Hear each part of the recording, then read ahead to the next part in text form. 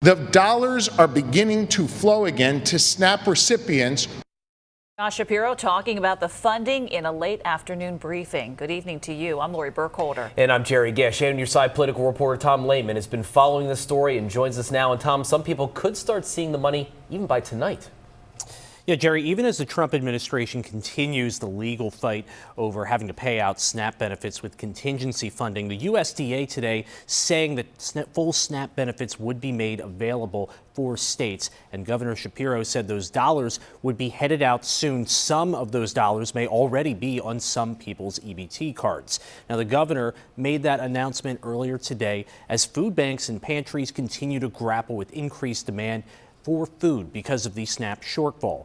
But in light of how we got to this point, Shapiro said it should have never gotten to that level. He also lashed out at Vice President J.D. Vance for comments he said earlier this week were about the court's ruling on SNAP being absurd.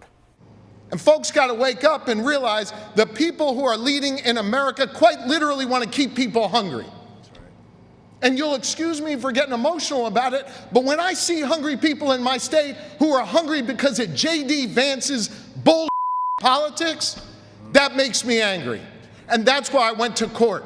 And that's why we're funding SHARE. And that's why we're putting dollars back on people's SNAP cards.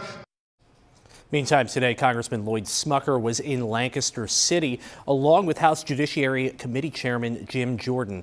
They were at the Blessings of Hope Ministry Selection Center, which takes food that would otherwise go to waste and distribute it among nonprofits and food pantries. The pair were there to highlight how that group is doing that mission, but they were also coming at a time when the government shutdown is still happening.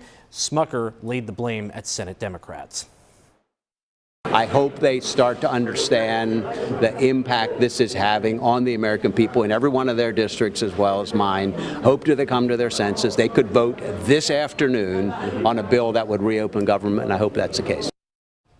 It hasn't been the case, by the way. Senate Democrats earlier today floating the idea of voting on a continuing resolution to reopen the government so long as Republicans would support extending subsidies for Affordable Care Act plans that are set to expire soon. Senate Republicans indicated they are not on board, and at this point, no vote on a CR has happened. Lori?